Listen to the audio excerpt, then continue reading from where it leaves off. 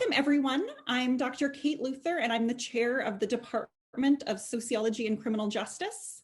Thank you for joining the department this afternoon for a talk by Dr. Earl Smith and Dr. Angela Hattery on their upcoming book, Way Down in the Hole: Race, Intimacy, and the Reproduction of Racial Ideologies in Solitary Confinement.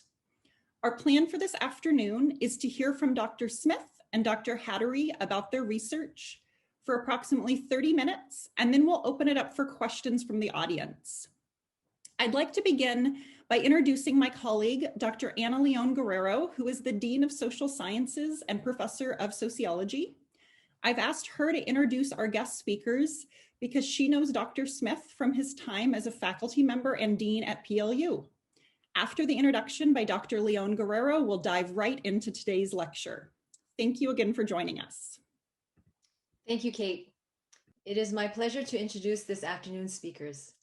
Dr. Angela Hattery is a professor of women and gender studies and co-director of the Center for the Study and Prevention of Gender-Based Violence at the University of Delaware. She is the author of 11 books and dozens of book chapters and peer-reviewed articles.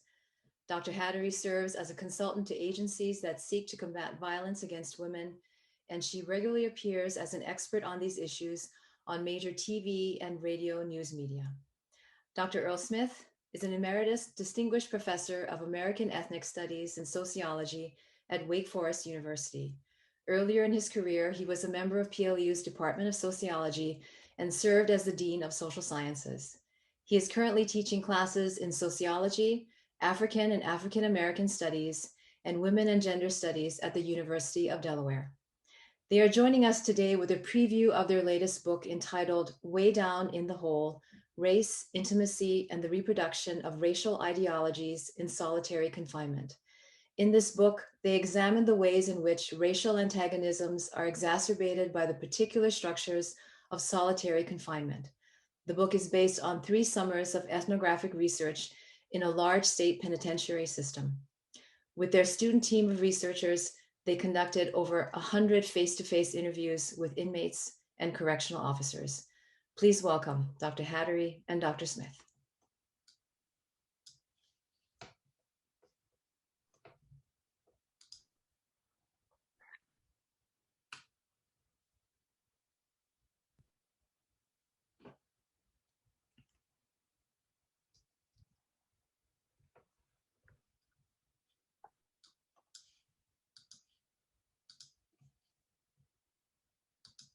Present.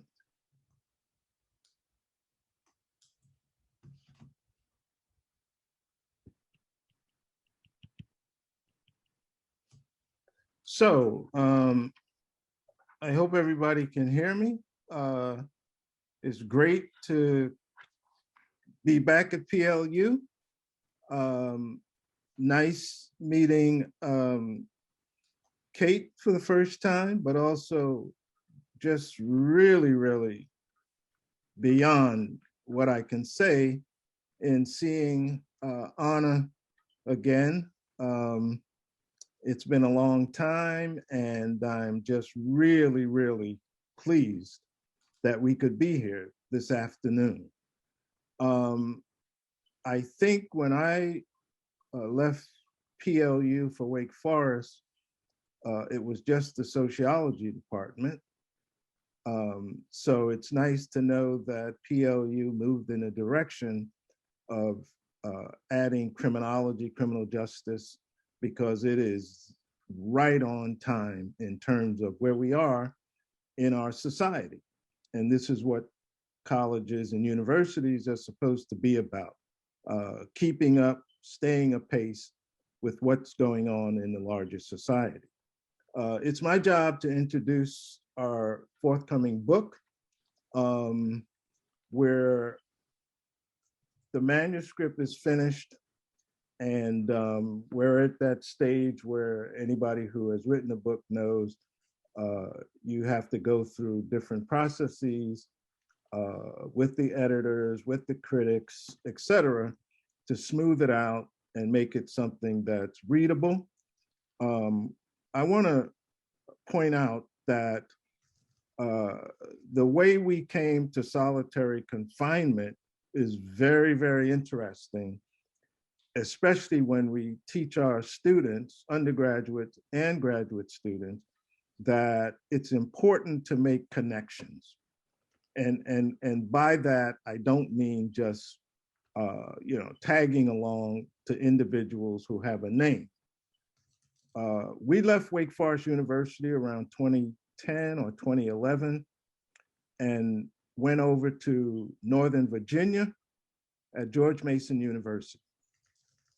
To our surprise, when we got there, one of our colleagues who we didn't know in criminology was using our book on post-prison release. We did a little book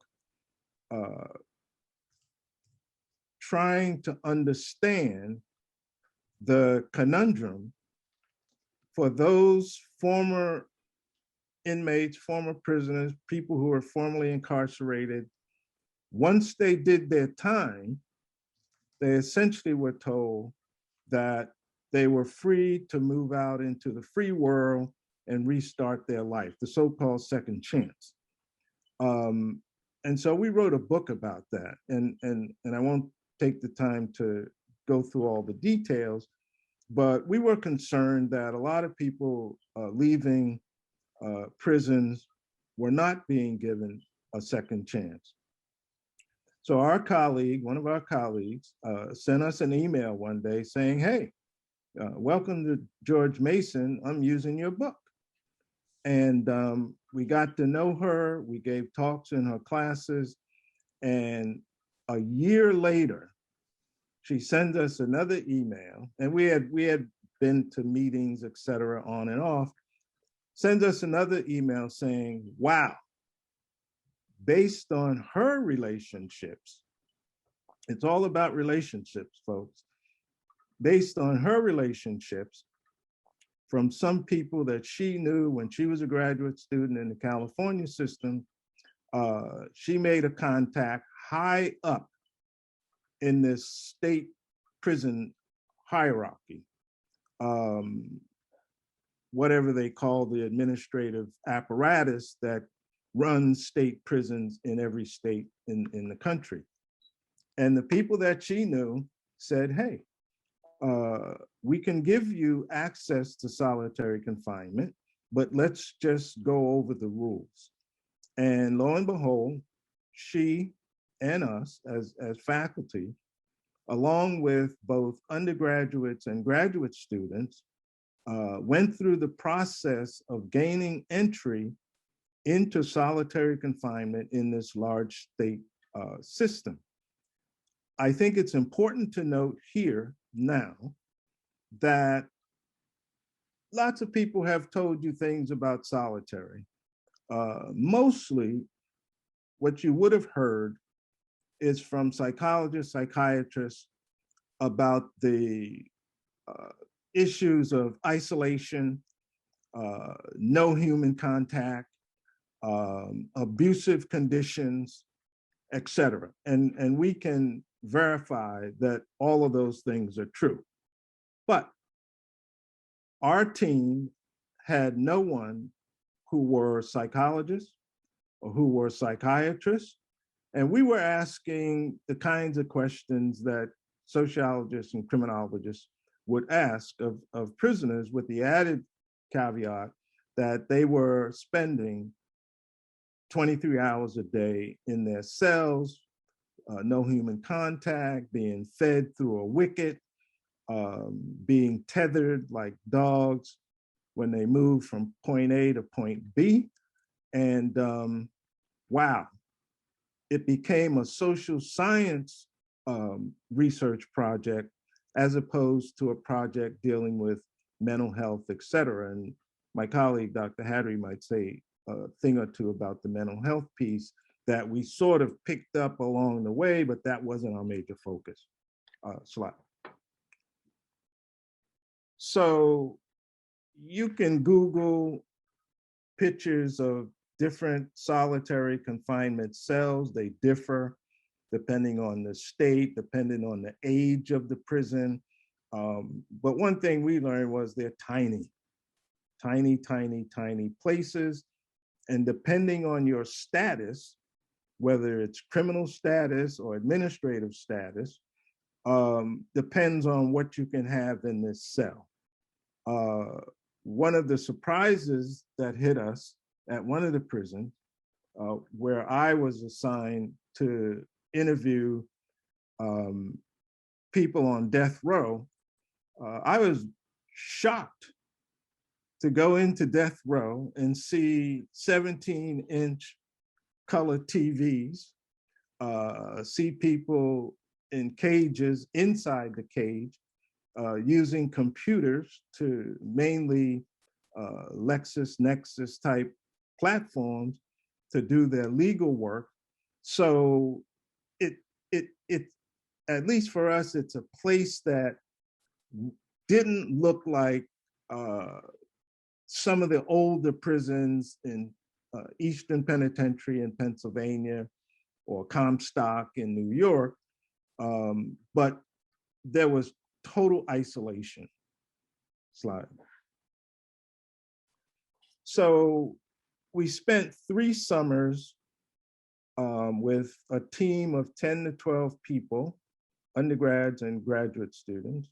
Across the 3 summers, we did interviews in seven or 8 prisons, including 1 prison in the state that was dedicated to the incarceration of women.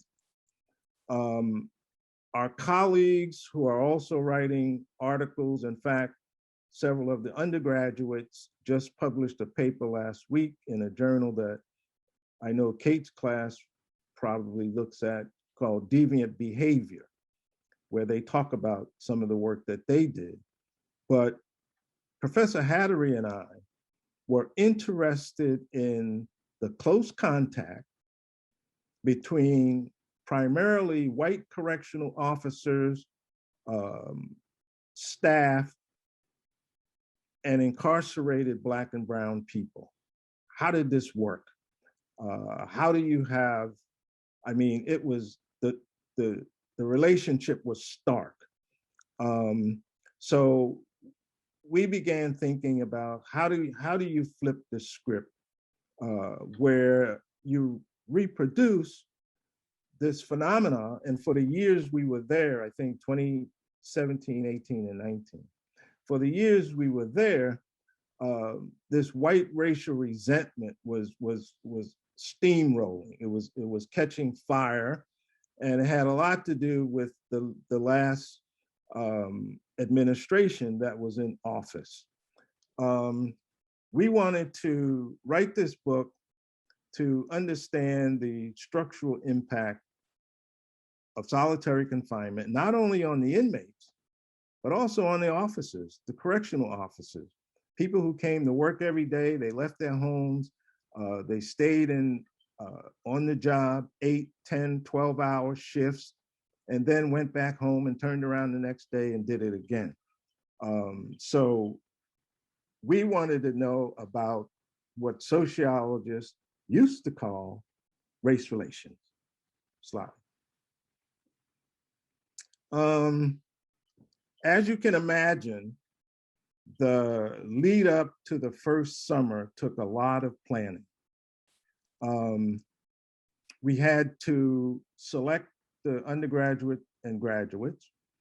I think they had to be enrolled in a class.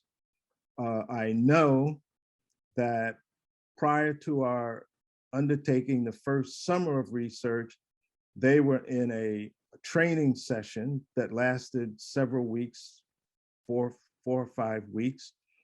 And they had to have an orientation to things that are sort of mundane, such as, and I can tell you this, for however it worked, myself and 1 male undergraduate in the 3rd summer were the only males on the research team. I have no idea why, but we had to orient these young people in terms of dress. If any of you have gone to any of the prisons in and around Tacoma, Walla Walla, You know that there's a dress code for visitors. They had to have security clearances. Information about each of us had to be sent up through the administration, the prison administration. We had to train students on coding. They had to read literature. They helped with formulating the research questions, et cetera, et cetera, et cetera. Again, Dr. Hattery can talk more about what you would learn in Kate's research methods class. But it took a lot of planning, a lot of planning. Slide. And for anybody who has done a human subjects research project, know there is that thing called IRB, Institutional Review Board. It can be easy or it can be hard, but nothing happens until you get this approval excuse me, from the IRB. And oftentimes people gripe and groan about the process, but believe me, it's important, and especially with vulnerable populations like inmates. Slide. So, Dr. Hattery? Sure. So I want to talk a little bit about methods, and I think it would also be important to tell a couple of stories. So as Dr. Smith mentioned, there's a lot of training and a lot of preparation that goes in to taking students and yourself into solitary confinement.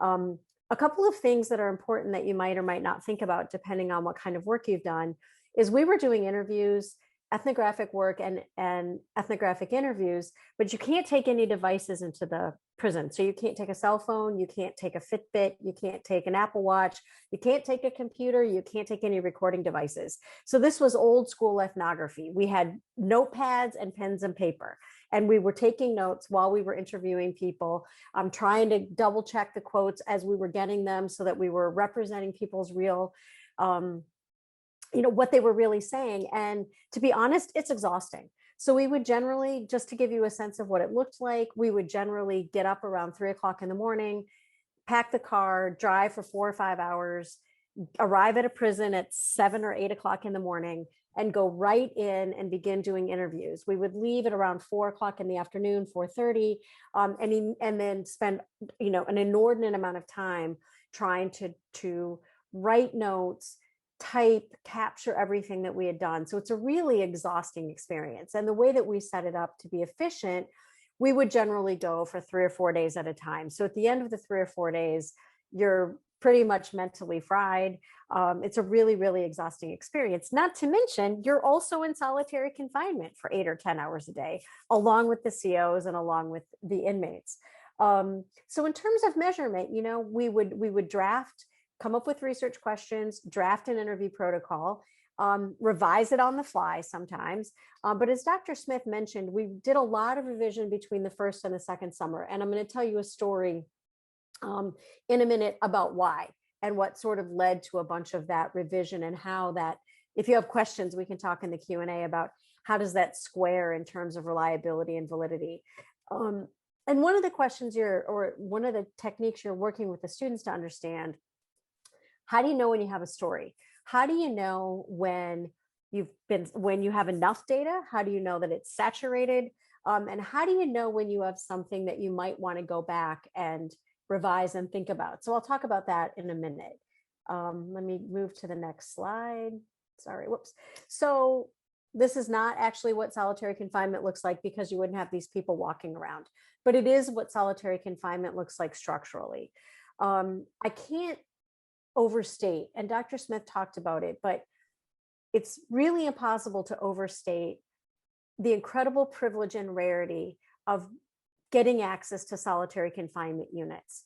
So not only did we get into the prison, but we actually went into units that look like this. The units that we were in were 2 tiers, but we were literally inside of the units, which is extraordinary access. And what it meant was that when we were recruiting inmates for interviews, we were literally walking cell door to cell door, knocking on the door. Inmate would come to the door and we would say, hey, here's the study we're doing. Are you interested in participating? And have a conversation at the cell door, which from an ethnographic perspective also meant we got to see inside the cells, which is both really fascinating and interesting and also horrifying and a huge breach of privacy, because this is someone's home. So this is essentially if someone knocked on your door, let's say your dorm room, and they could see everything inside of your dorm room, or I guess we call them residence halls, but they could see everything. So we could see people's clothing, we could see their letters, we could see what they had put up on the wall.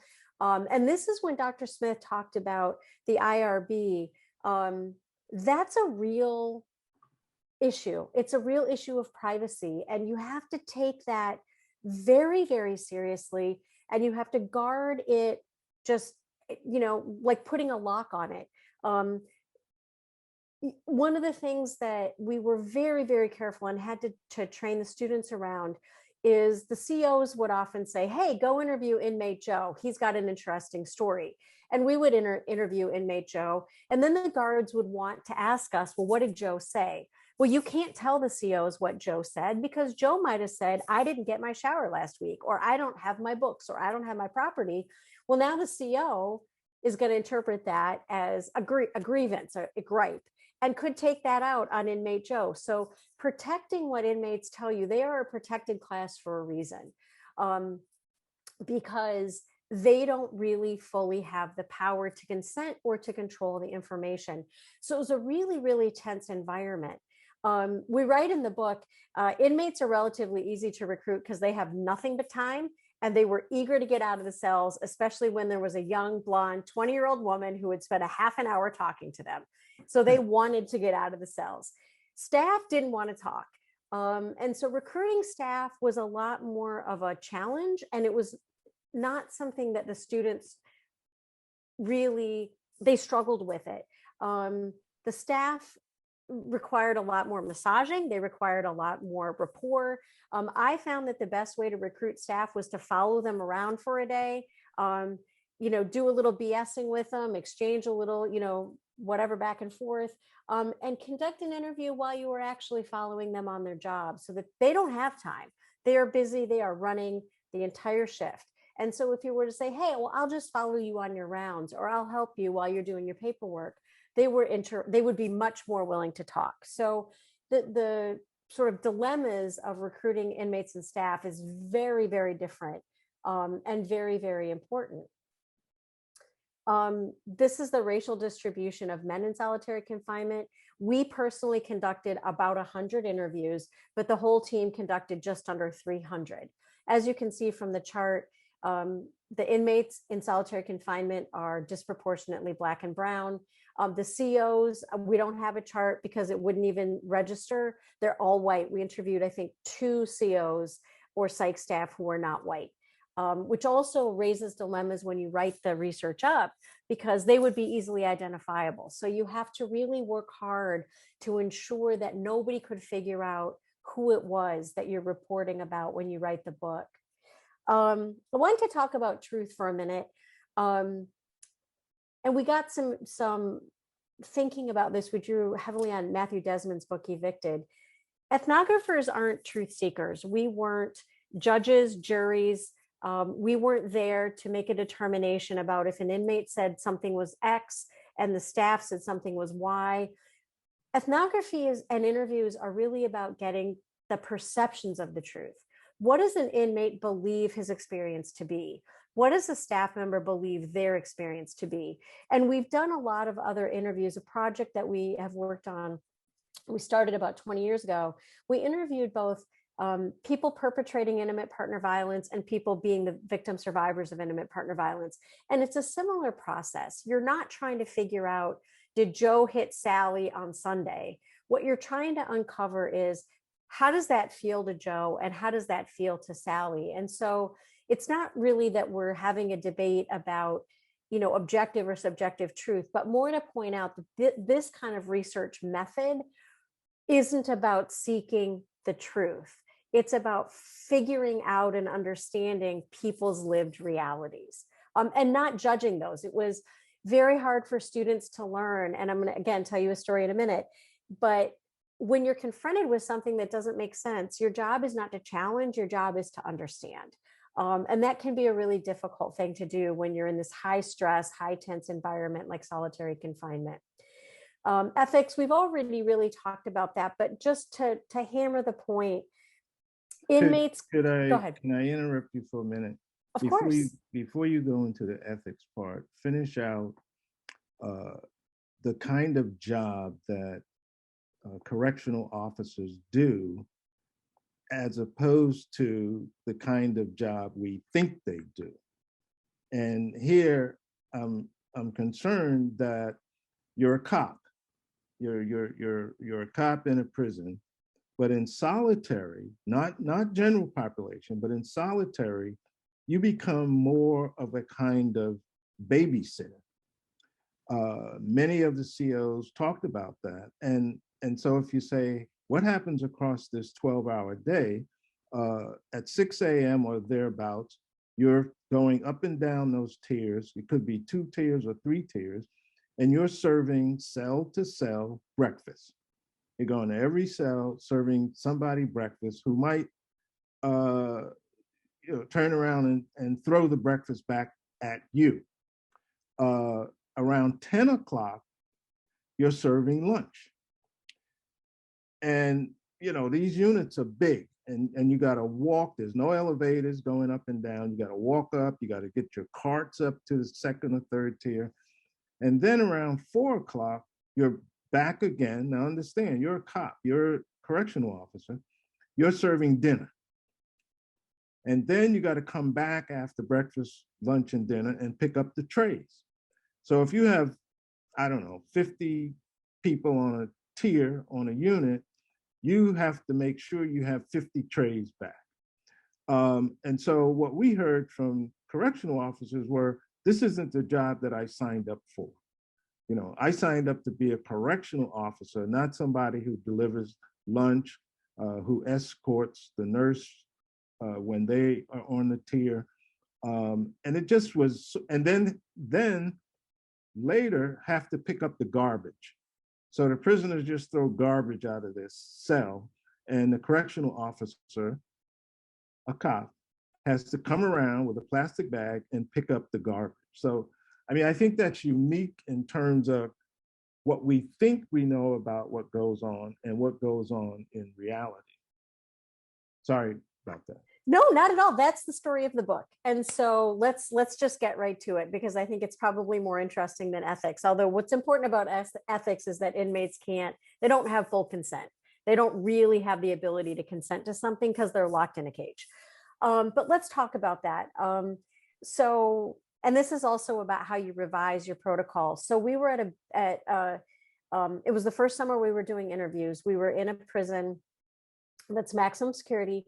There's 500 beds in solitary confinement, and mostly those beds are full. So it's a big, big, big prison with a lot of people locked in solitary confinement.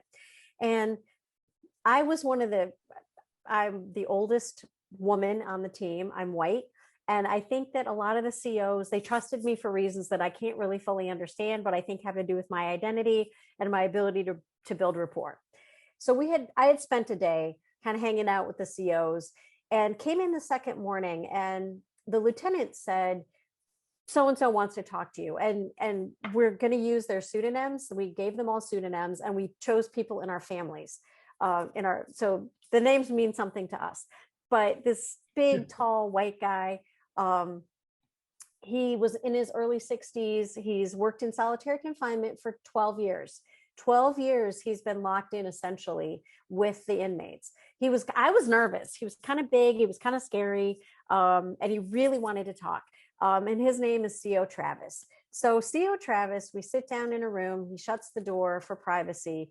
There's a strip cage in the corner, and a strip cage is where when inmates are coming into the unit, the first thing they have to do is strip searched. So there's a strip cage and some property and books and stuff.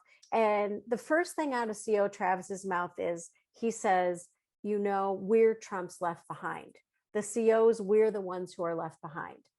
And so rather than saying, letting your jaw drop, you say, tell me more.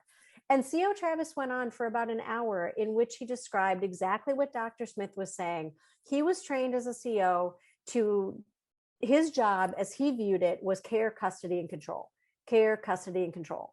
But what he spent his day doing was delivering trays, picking up trays, strip searching, taking people to shower, taking people to the yard. And every time the inmates move, they have to be stripped, handcuffing, shackling. He said, I'm a glorified babysitter. That's his direct quote. I'm a glorified babysitter.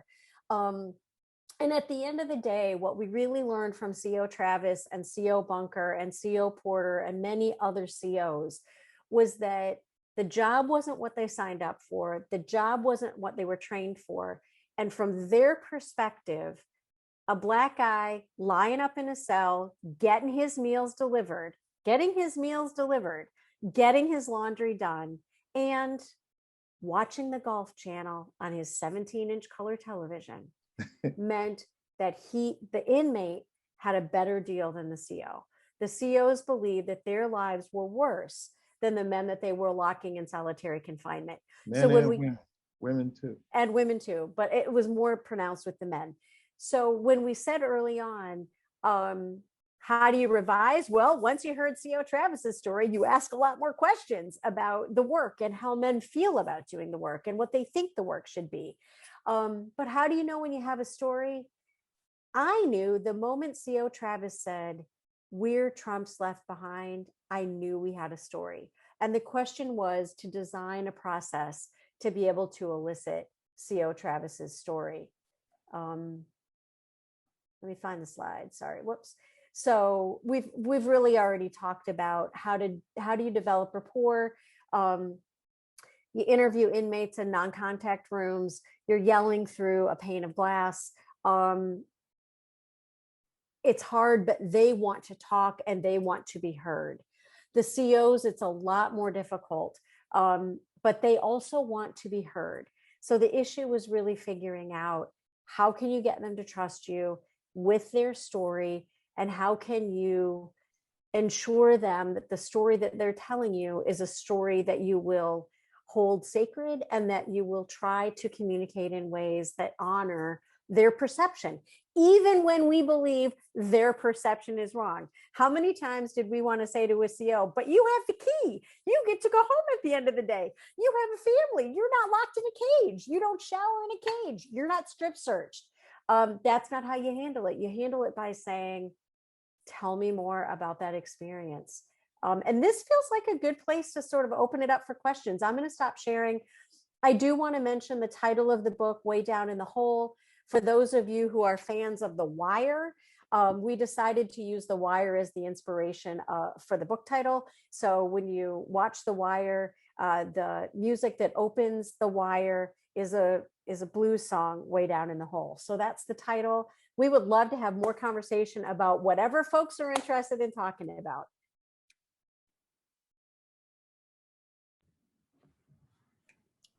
Was that 30 minutes?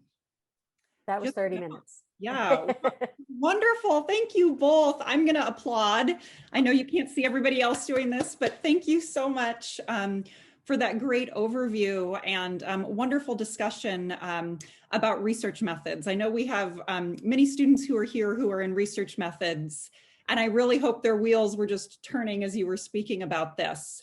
So for Q&A, we've got two options. You are welcome to raise your hand, and I will call on you with the assistance of Travis, who's the IT behind all of this. Or you're also welcome to put questions in the Q&A, and I will read those questions out.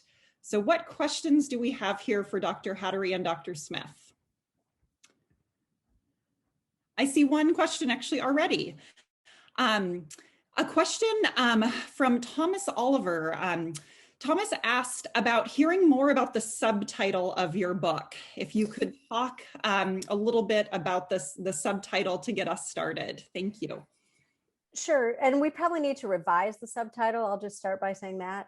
But it's really the story of CO Travis. It's really the story of how do we get to a place where white men perceive that Black men who are locked in a cage 23 hours a day, who are stripped every time they leave the cage, who shower in a cage, whose yard time is in a dog kennel, how do they come to believe that those men have a better situation than they have?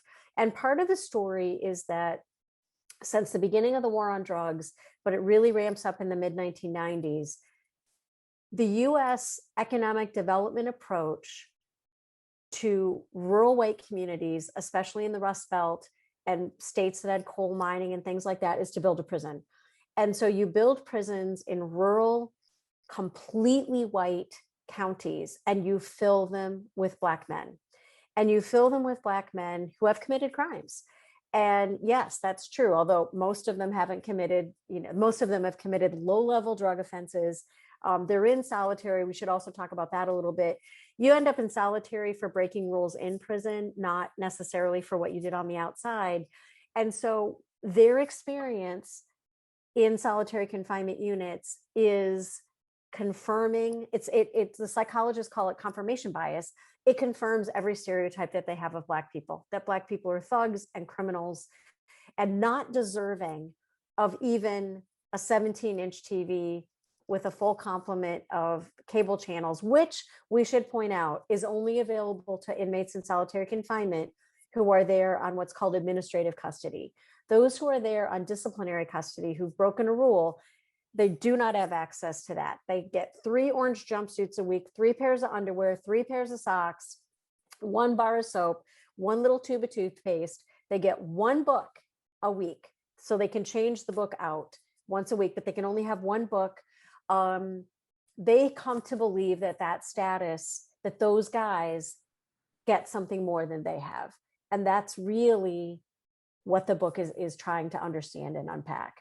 And somewhere in the subtitle, we use the word intimacy, I think. Mm-hmm. Do you have the, mm-hmm.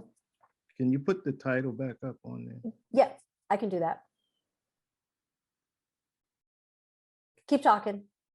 So when we were fooling around with trying to title the book and subtitle the book, we kept asking, what's different in terms of what's going on in solitary and what goes on in the so-called free world.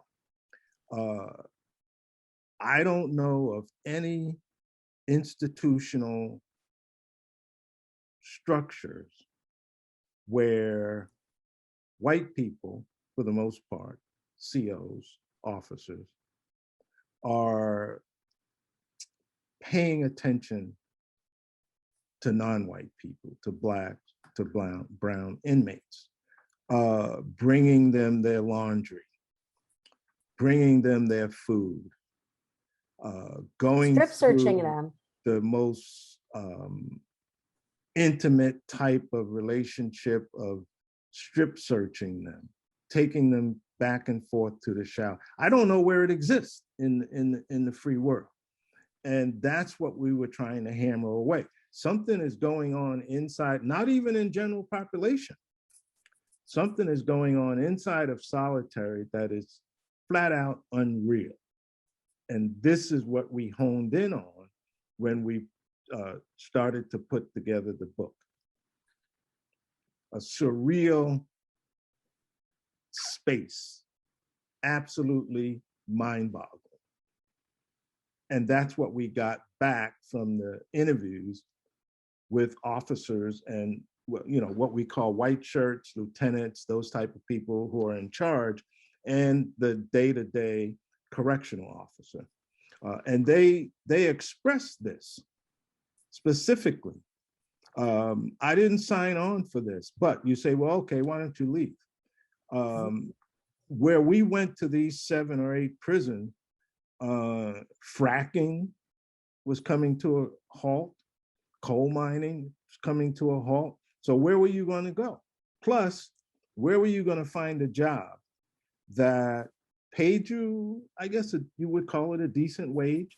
Yep. If you were in the military, and many of the correctional officers are formerly military people, you could couple your honorary discharge with accessing, what do you call that? It was retirement benefits. They could port Retirement 5 benefits, years. yeah, and purchasing a home. Mhm. So it was Yeah. worth it to put up with this if you were thinking long term. And this is the kind of answers and comments we got when we interviewed these officers. One guy said, so one guy interviewed really early on said, I can warehouse boxes or I can warehouse people. People are more interesting. And what he meant was in these communities, one of the only other jobs is like an Amazon fulfillment center. So basically you can work in you can warehouse boxes or you can warehouse people, and people are more interesting. Thank you for that answer. In the chat, we've got a couple of questions that go together, so I'm going to ask them together. A couple of our attendees are wondering if you could tell us a little bit more about administrative custody, and then kind of the different ways that people get into solitary confinement. And then specifically, there's also a question about if you came across anyone who requested to be in solitary confinement. So yeah, that broad genre of questions. Thank you. Angela, why don't you tell the story about the guy who set up his own store? Okay, well, he was on, I'm going to tell 2 stories quickly. So disciplinary custody, these are people who've committed a misconduct in general population and end up in solitary confinement. So I interviewed a guy who was doing 90 days in solitary for running a store.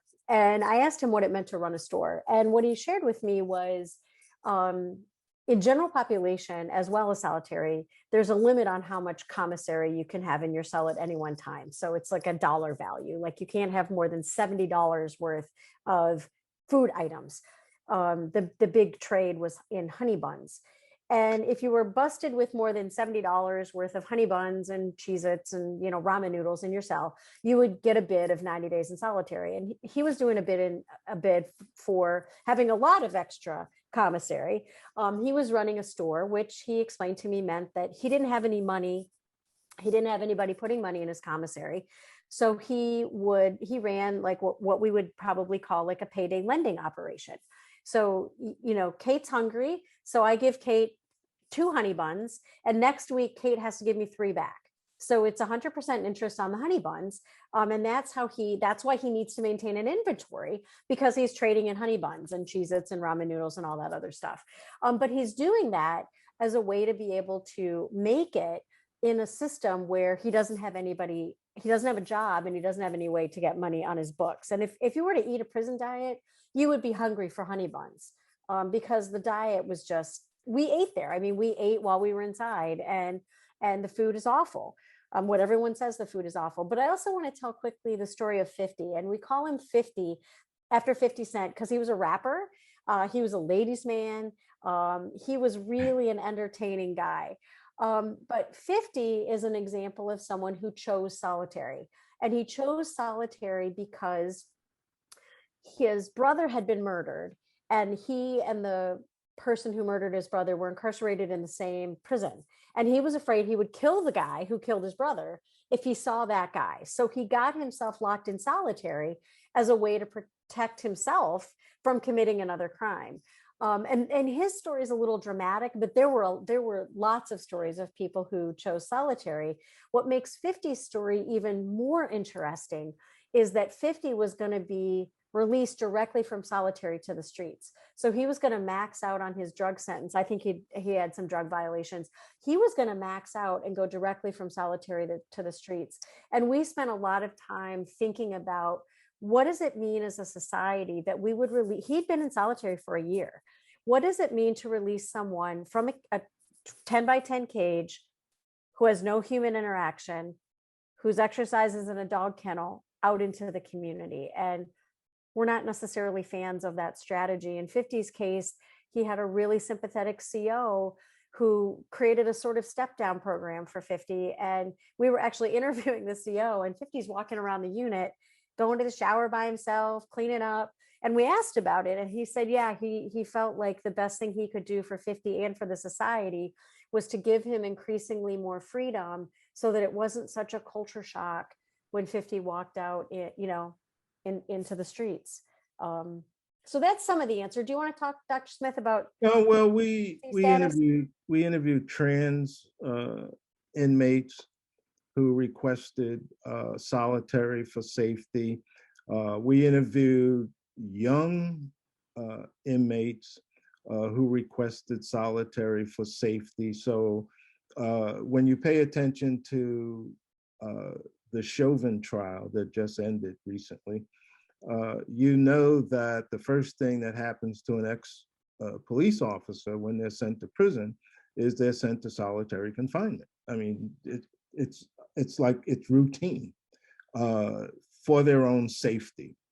And we're actually working on the conclusion and recommendations in the book, where we're going to pay special attention to those persons who have requested solitary confinement. And the literature that we're reading now is trying to see, do those persons who request solitary end up in the same predicament vis-a-vis people who are sent to solitary for breaking institutional rules? We know that the various states say, well, anything over 15 days, you shouldn't met out a sentence for solitary, and anything over 15 days. Well, you heard Dr. Hattery say, well, she's interviewed people, I've interviewed people who've been in solitary for 15 years. Yeah. So there's some concerns. And what we don't know definitively is, if you volunteer for solitary, then are you going to succumb to the same kinds of mental deterioration, et cetera, and so forth. And actually, I just got a paper in my mail today from a colleague in Arizona who's doing some solitary work addressing this very issue. Thank you. I'm getting lots of questions in the chat, and I'm going to skip around because this next one I think builds off something that you said. And one of our attendees asked about if during your interviews, if any of the participants expressed their own concerns about leaving solitary confinement and going back into the real world. So for those who maybe, the ones who didn't request it, obviously, how did they feel about that process of reentry? Well, usually you don't leave solitary for release. Usually, once you serve out your time, whether it's 10 days, 10 years, whatever, you're going to go back to the general population. And obviously, then you would max out through general population. We didn't come across a lot of people who were going to exit prison from solitary, other than the examples that Dr. Hattery spoke about. There just has to be, based on, what happens while you're in solitary and the rules and regulations that you have to abide by.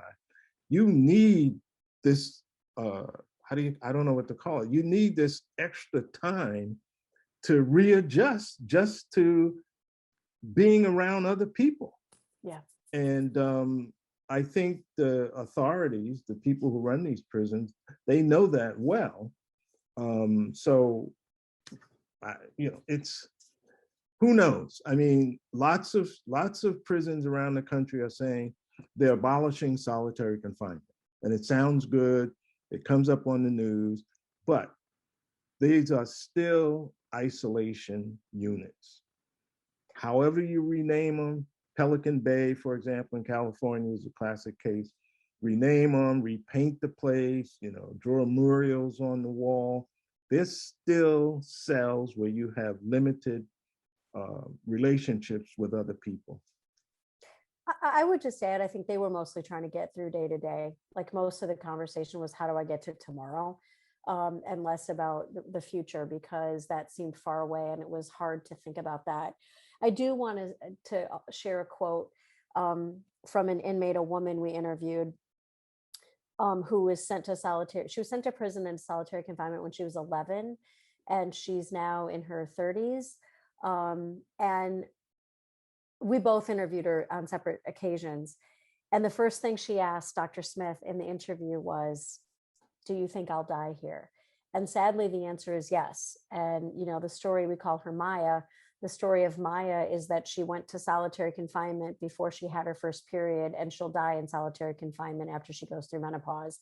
So the cycle of a woman's reproductive life writ out in solitary. So I think most folks are just trying to get through the day, honestly. She's a really sad story. Thank you for that answer. Another question in the chat, and they keep popping up, which is great. Thank you all. One of our participants asked about if you looked at the consequences of the correctional officers taking their experience of working in solitary into the real world and how that impacts them in the community and in their families. I mean, we didn't spend time with them outside of the prison, but we talked to them. I guess a couple of things that rose real quickly to the surface. Almost all of them had been divorced. Almost all of them were remarried, and almost all of them remarried somebody who worked in the prison. And when you talk to them about their relationships, they said, "Nobody understands me. I feel like a stranger. I feel like I'm outside. I'm not comfortable with people." Because they're also locked up, and they also see some pretty awful stuff, and they do some pretty awful stuff. And so the really high rates of divorce was a theme that popped out. Another quick example that gets to Dr. Smith's reference to intimacy, there's something called the Prison Rape Elimination Act, or PREA. And PREA is a response to the amount of rape that's going on in prisons. So imagine, in the confines of solitary confinement, there's a couple of important parts about the strip search. One is the strip has to be by someone of the same gender. So men strip search men and women strip search women. In the women's prison, it wasn't really an issue, but in the men's prison, it really raised issues around, I guess I would say, really challenging masculinity and challenging sexual orientation. And so inmates who thought that a CO looked too long, wanted to pay attention, they would file a PREA report. So now you have an officer who's got a report that he's, you know, violated an inmate's sort of sexual freedom and sexual right, and now has to go home and talk to his wife about why the inmates keep PREA-ing him, which is what they call it. I got PREA'd. So we interviewed a guy that had been PREA'd like 7 or 8 times. None of it seemed legitimate, but it was happening. And he's afraid that he's not going to be eligible anymore to coach his kid's soccer team because he might be perceived as a sex offender. So the implications, again, this is an example of what's so unique to solitary, that this act of having to strip search, he's afraid will interrupt his family life. And it probably will. That's the truth. You have a paper with some of the people on the research team about this very issue of PREA. Okay. Yeah, it was very troubling. Thank you. And I think what's with PREA, right, the tricky thing is, right, it was developed for really good reasons, right? Right, it's a policy that we want, right? We need to have it, but then you see the ways that it can play out in problematic manners. Some of the inmates said, you know, when you're in solitary, the only phone call you get to make is a PREA phone call. And so the COs, they were convinced that the inmates would charge a PREA just to be able to make a phone call. Whether that's true or not, right? That it's the perception. Yeah. So we've got a question here in the chat from one of my students. We are currently learning about discretion and policing in our class. Woohoo for class here. Donna was asking about, after hearing some of these stories, wondering if you could talk about the level of discretion that the COs have in solitary, and how they use that, and maybe how the COs and some of the inmates talked about it. Total discretion, unlimited discretion. It's invisible, totally invisible. We write about the issue of burning. I think that's it. The issue of burning an inmate. So let's say you're diabetic or you're Muslim, who we've interviewed these people, and you're supposed to get a specific type of meal along with medication. The CO comes on at 4:30, 5 o'clock in the morning, decides that that particular inmate has been annoying over the past couple of days, and just decides to walk past the cell, don't deliver the breakfast, don't call in the nurse who's supposed to administer the medication, and keep moving to the next cell. There's nothing, absolutely nothing that you can do. And the inmates, what's the nickname for this? Burning? Burning, yep. Burning the inmate. So let's say you really want to get to this particular character, you then bypass lunch. Yep. So the inmates, as you know from different movies and whatnot about prisons, they have fishing, what do you call them? Fishing apparatus, where they may throw out a line to another person down the walk to be able to get some kind of food item since they've been burnt. And it's incredible. I mean, an officer can withhold mail. An officer can stop the number of phone calls that you're allowed to make. An officer can not flush your toilet. Think about this. There, in some of these units, there's something called a bubble, where there's an officer who can see inside of every cell, unless the inmate has put paper in front of the camera. So in some of these prisons, the only way you can have your toilet flushed is if the officer in the bubble flushes it. Now, I mean, you know, some of this stuff is gross. And so the officer decides they're tired of you haranguing. One thing about solitary confinement, it is noisy. Noisy.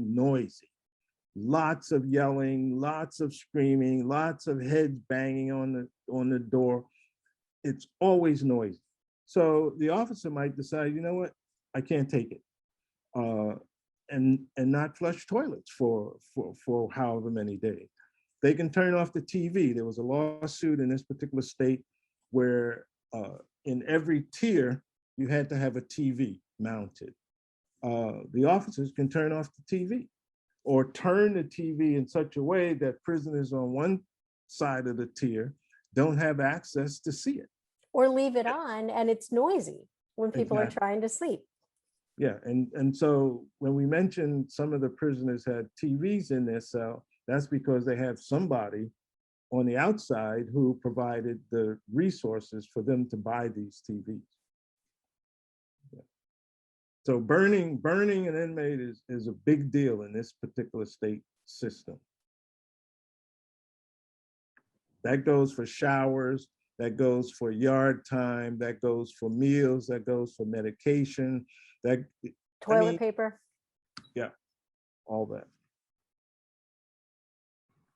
Thanks for those examples of discretion. The next question I have, and there's appreciation in the Q&A that everybody gets to ask questions, by the way. Nice. One of our participants mentioned that they were curious about if the inmates were aware of the correctional officers viewing them as having the better deal. Like if they knew about the way that they were perceived, like you're describing it. And if so, what was their perception of that? That is a great question. You know, I don't know that we didn't ask that question. And so I don't know that we actually have an answer. I do think that what Dr. Smith was describing about burning, I think that's really how that tension gets played out. Is you're in a situation where people, so the COs perceive that the only power they have, which of course is not true, but they perceive that the only power they have is to burn inmates. And so inmates perceive that the only power they have is to do things like grieve the officer, make a PREA complaint, or do things like, throw waste products out through the wicket. And so it's a really tense environment where each, I think, perceives the other as having a better deal than they have. And it's all a scramble. It's a scramble for terrain. So it's a good question, I think. Very tense. I mean, something as simple and sort of crazy, stupid. Your food is delivered on a tray, color-coded tray.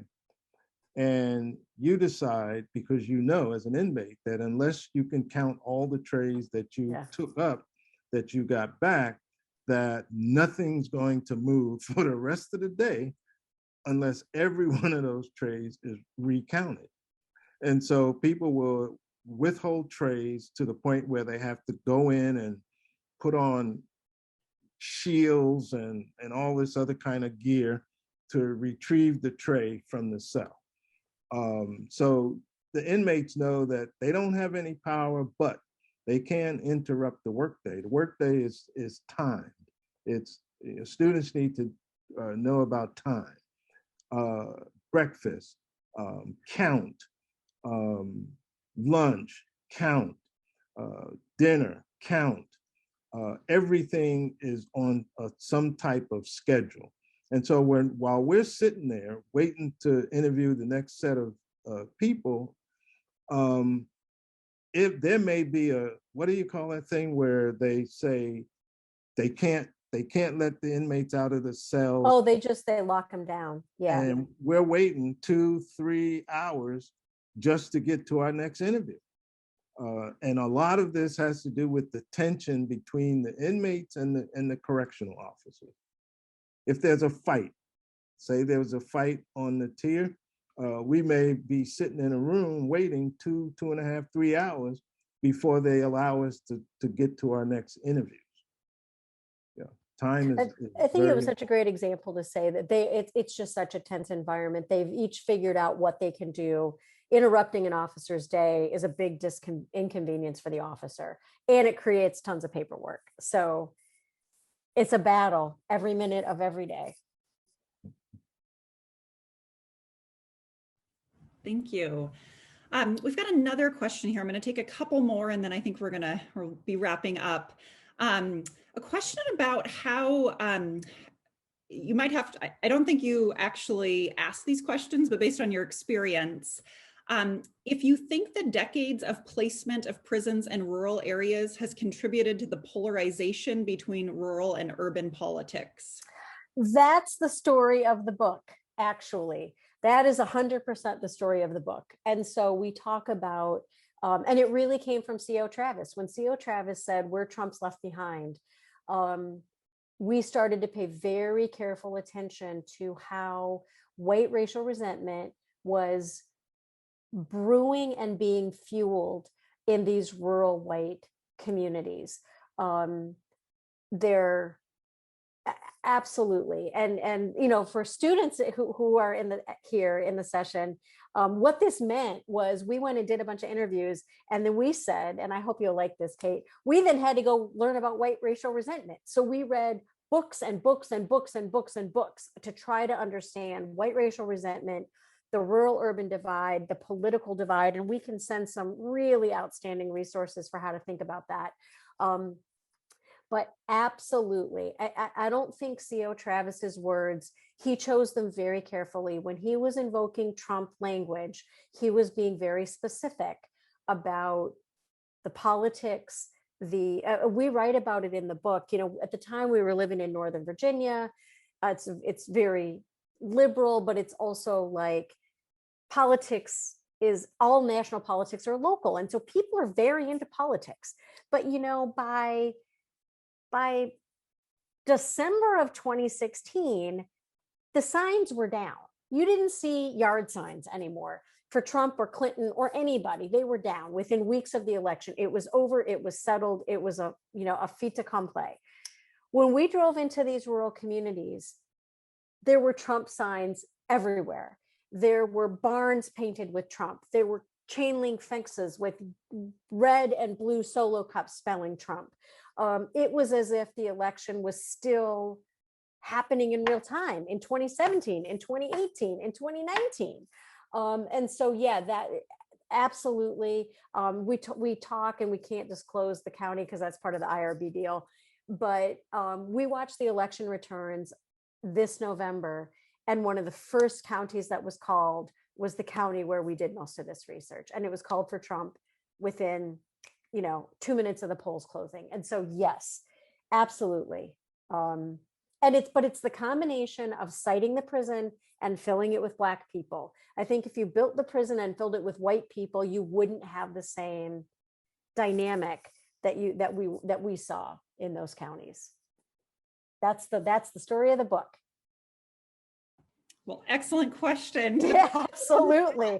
We need to give credit to that person. Send their name so we can put them in the acknowledgments. I only read the first part of your book that you sent to me. I didn't get that far. One question, I'm going to use this as our wrap-up question. I think it's a great question. A question about, what do you hope the consequences of your research and this publication will be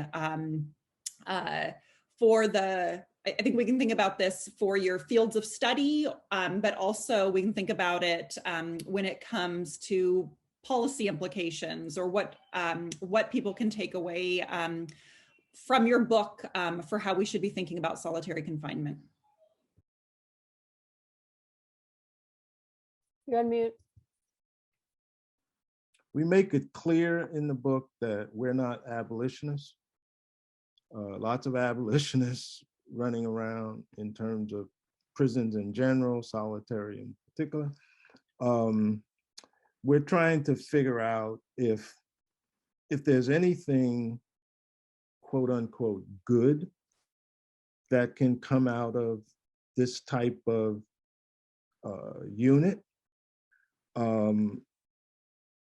I think we hope that our book gives another take beyond what the psychologists and psychiatrists have told us, which is so important, but there's other things happening there on a day-to-day basis. And we're hoping that, and we wrote this as a non-quote unquote academic book, an accessible book. We're hoping when people read it, they see that, you didn't lock up Charles Manson because of what he and his colleagues did way back. But inside, once the sentence is given, that's where the rule breaking takes place.